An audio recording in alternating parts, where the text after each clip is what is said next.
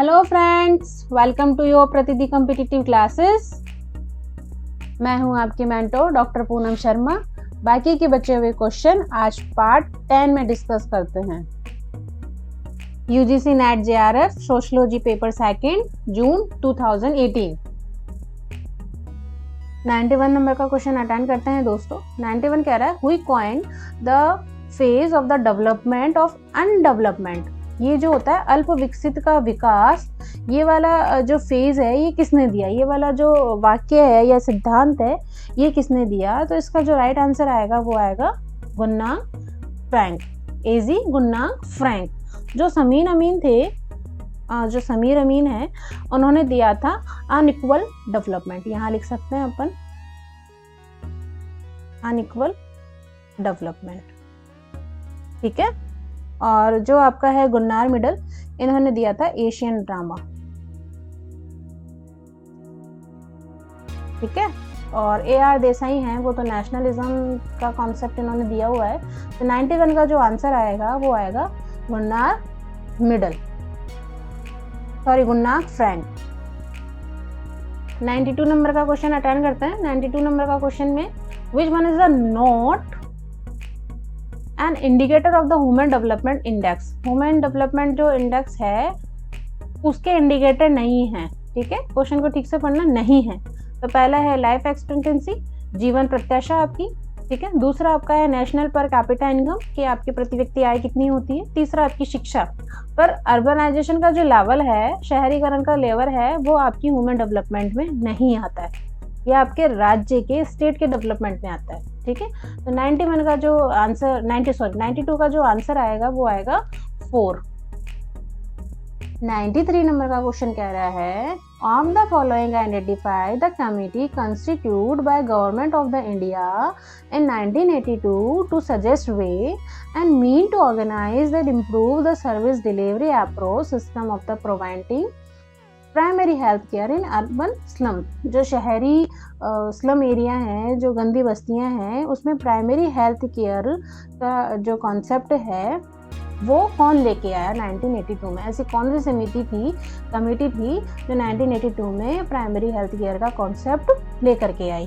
तो इसका जो राइट आंसर आएगा वो आएगा कृष्णन, ठीक है। कृष्णन कमेटी ने प्राइमरी हेल्थ केयर का कॉन्सेप्ट लेके आई।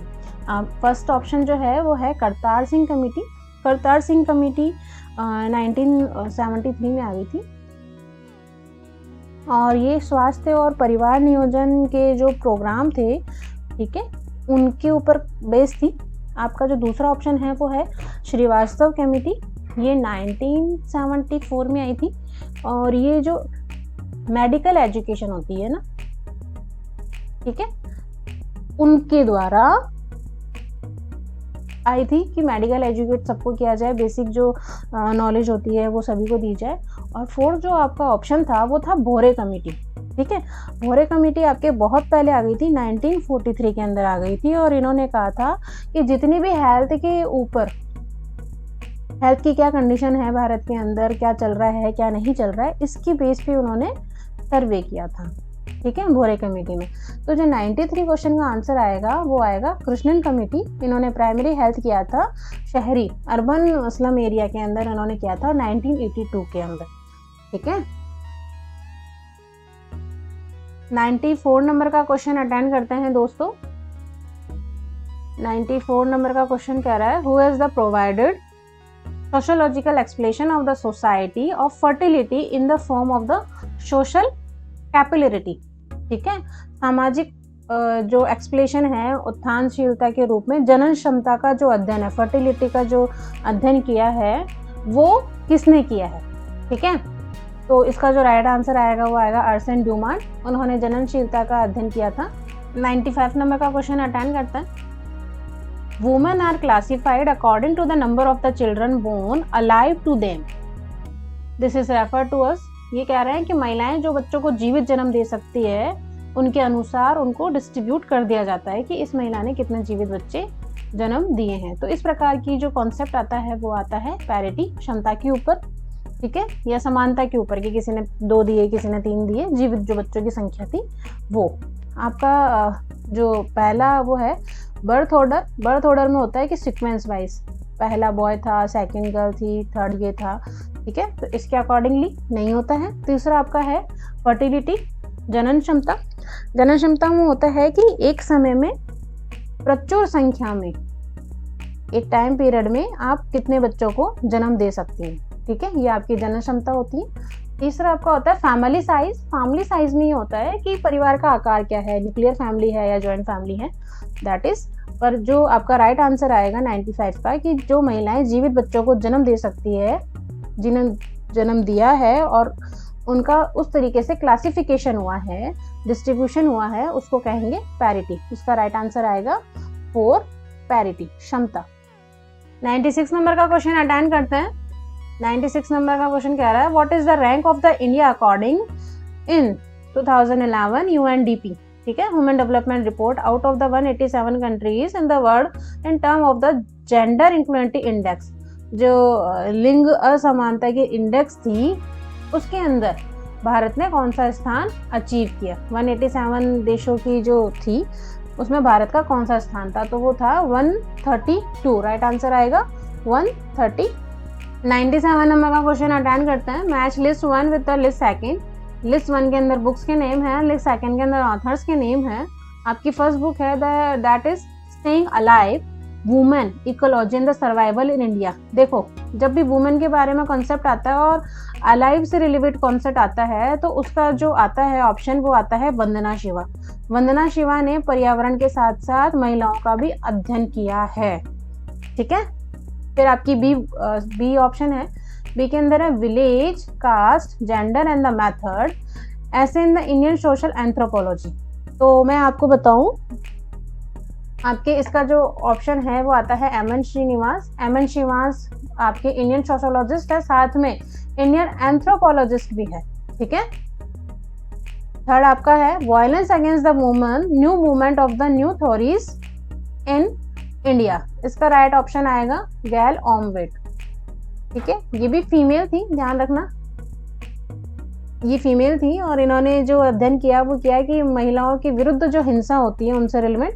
और फोर्थ जो है डी, वो है perpetual mourning and widowhood in rural India. तो जब भी विडोहुड के बारे में बात आए उसका आंसर आएगा मार्था एंड जैन, ठीक है। ये वाली बुक आपकी काफ़ी बार रिपीट हुई है, ये बुक भी आपकी बहुत बार रिपीट हुई है और ये वाली बुक भी आपकी बहुत बार रिपीट हुई है।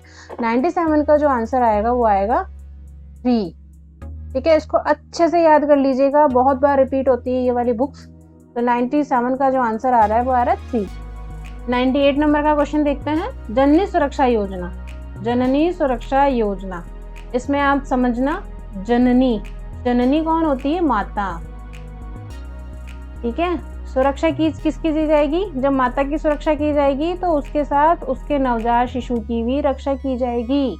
जननी सुरक्षा योजना के तहत in the government of the India scheme launch with the which is object. Janani Suraksha Yojana का जो ऑब्जेक्ट था वो क्या था, तो मैंने आपको बताया, नाम में ही उसका पता लग रहा है, जननी, माता की सुरक्षा की जाएगी। तो माता की सुरक्षा कैसे की जाएगी, reduce of the mortality rate of mother and the new born babies. जो नवजात शिशु हैं और जो माताएं हैं जो प्रेगनेंसी के दौरान, डिलीवरी के दौरान जो डेथ हो जाती है, उनकी रेट को कम करने के लिए, रिड्यूस करने के लिए, ठीक है।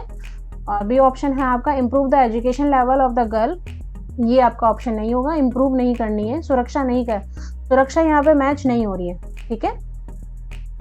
तीसरा आपका है encourage girl and the undertake sport the outdoor activities. Girls की जो एक्टिविटीज हैं आपके स्पोर्ट्स में बढ़ाई जाए, ये वाला ऑप्शन भी उसके साथ मैच नहीं हो रहा है। तो improve the nutrition intake of the girl and their overall health, कि बालिकाओं को अच्छा सा न्यूट्रिशन दिया जाए, ठीक है, ताकि उसकी हेल्थ में सुधार हो। ये वाला ऑप्शन हो सकता है, पर इसमें जननी नहीं आएंगे, इसमें सिर्फ गर्ल्स आएंगे, ठीक है। तो जननी सुरक्षा योजना के तहत जो था वो था माता और शिशुओं की हेल्प करना, उनकी मृत्यु दर के अंदर कमी लाना, रिड्यूस करना। 98 का जो ऑप्शन आएगा वो आएगा 1। 99 नंबर का क्वेश्चन अटेंड करते हैं दोस्तों। Which feminist theory is the characterized by the belief that patriarchy in the major and universal cause of women oppressions, ठीक है, ये कह रहा है कि कौन सा नारीवादी सिद्धांत इस विश्वास के द्वारा किया जाता है कि पितृतंत्र महिलाओं के उत्पीड़न का प्रमुख एवं सार्वदेशी कारण है। तो सबसे पहले मैं बता दूं, ये वाला जो कॉन्सेप्ट है, ये वाला कॉन्सेप्ट दिया रेडिकल फेमिनिस्ट ने। अब अपन बात कर लेते हैं ऑप्शन नंबर 1 की, सोशोलॉजिस्ट फेमिनिस्ट, समाजवादी नारीवाद। समाजवादी नारीवाद क्या कहता है कि महिलाओं के उत्पीड़न में आपके पूंजीवाद की भूमिका उत्तम रहती है। ठीक है, कि पूंजी की वजह से महिलाओं का उत्पीड़न किया जाता है। ठीक है, और पेट्रियार्की तो होता ही है, भारत पुरुष प्रधान देश है इसलिए पेट्रियार्की तो आएगा ही, पर पूंजीवाद इसका मेन रीजन होता है। ठीक है, दूसरा आपका ऑप्शन है लिबरल फेमिनिज्म। लिबरल फेमिनिज्म कहती है कि जितनी भी राजनीतिक या कानूनी या शिक्षा, ठीक है, इनके बेस पर महिलाओं को समान दृष्टि से देखा जाए। ठीक है, ये बेस लाइन हो गई है, इनमें समानता हो। आपका लिबरल फेमिनिज्म ये कहता है। तीसरा आपका कहता है कल्चर सांस्कृतिक नारीवाद। सांस्कृतिक नारीवाद ये कहता है कि महिला अपने नारीत्व के उसमें जो क्वालिटीज होती हैं नारी में, उन क्वालिटीज का वो पुनः मूल्यांकन कर सके। ठीक है, उनको वो समझ सके, उनके अनुसार कार्य कर सके, ये कल्चर फेमिनिज्म होता है। ठीक है, और फोर्थ आपका आता है रेडिकल। रेडिकल में ये होता है कि महिलाएं भी एक इंसान होती हैं भाई, इन इंसान पर, इन महिलाओं पर बिना मतलब समाज के द्वारा उनको बहिष्कृत कर दिया जाता है या उनको एक कोने में खड़ा कर दिया जाता है, वो करना ठीक नहीं होता है। ठीक है, कि उनका उत्पीड़न नहीं करना चाहिए, उनको एक अलग उसमें संसार में नहीं भेजना चाहिए कि आपका हर तरीके से शोषण किया जाए। ठीक है, तो जो रेडिकल फेमिनिज्म है वो यही कहता है। तो जो 99 क्वेश्चन का आंसर आएगा वो आएगा 4। नेक्स्ट नंबर का क्वेश्चन है 100 नंबर का क्वेश्चन ही कहता है लिंग्विस्टिक डाइवर्सिटीज मीन, भाषा की विविधता का मतलब क्या होता है। तो भाषा की विविधता, जितनी भी लैंग्वेजेस हैं, भारत में बहुत सारे लैंग्वेजेस हैं और उनको बोलने वाले व्यक्ति भी बहुत सारे हैं। ठीक है, ये मीनिंग होता है। The more people speaking a language, अधिक व्यक्ति एक लैंग्वेज थोड़ा ना बोलते हैं, बहुत सारी लैंग्वेज बोलेंगे। More people speaking 2 language, no, more than 2। Third आपका ऑप्शन है number of the language spoken by the people, ये होता है नंबर ऑफ द लैंग्वेज। ठीक है, वो 2 भी बोल सकता है, 5 भी बोल सकता है, 10 भी बोल सकता है, और अनेक लोग अनेक प्रकार की भाषाएं बोल सकते हैं। राइट आंसर आएगा इसका 3rd। और 4th ऑप्शन आ रहा है language of the different countries. Different countries में जो भाषाएं होती हैं वो भाषाएं विविधता में नहीं आती हैं। ठीक है, 100 का जो राइट आंसर आएगा वो आएगा 3rd। दोस्तों, अपने स्टडी को कंटिन्यू करते हुए बूस्ट अप कीजिए, सफलता आपकी ही है। डेफिनेटली आप सफल हो जाएंगे। आशा करती हूँ आपको वीडियो पसंद आया होगा। Thanks for watching video. Please like और सब्सक्राइब कर दीजिएगा।